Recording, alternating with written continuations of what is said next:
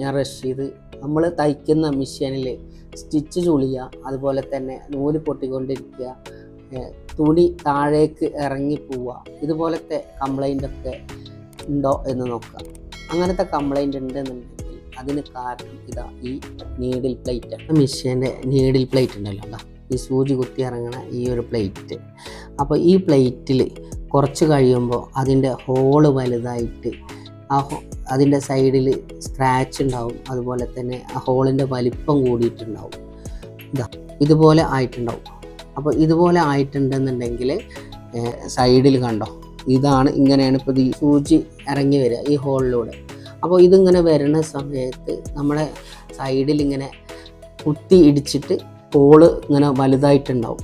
അപ്പോൾ ആ വലുതായി കഴിഞ്ഞാൽ ഈ തുണി താഴേക്ക് ഇറങ്ങി പോവാൻ അത് കാരണം. അതിൽ അടിഭാഗത്തു നിന്നുള്ള നൂല് കയറി വരുമ്പോൾ ആ നൂല് പൊട്ടാനും സാധ്യതയുണ്ട്. നിങ്ങളുടെ മെഷീൻ്റെ നീഡിൽ പ്ലേറ്റ് ഇതുപോലത്തെ ഹോളായിട്ടുണ്ട് എന്നുണ്ടെങ്കിൽ അത് നമ്മൾ അപ്പോൾ തന്നെ മാറ്റാൻ വേണ്ടിയിട്ട് ശ്രമിക്കണം. എന്നിട്ട് ഇതുപോലത്തെ പുതിയ നീഡിൽ പ്ലേറ്റ് വാങ്ങിച്ചിട്ട് യൂസ് ചെയ്യുക. അപ്പോൾ നമ്മളെ ആ ഒരു സ്റ്റിച്ച് ചുളിയുന്നത് മാറിക്കിട്ടും, അതുപോലെ തന്നെ ഇവിടെ നൂല് പൊട്ടുന്നത് മാറിക്കിട്ടും.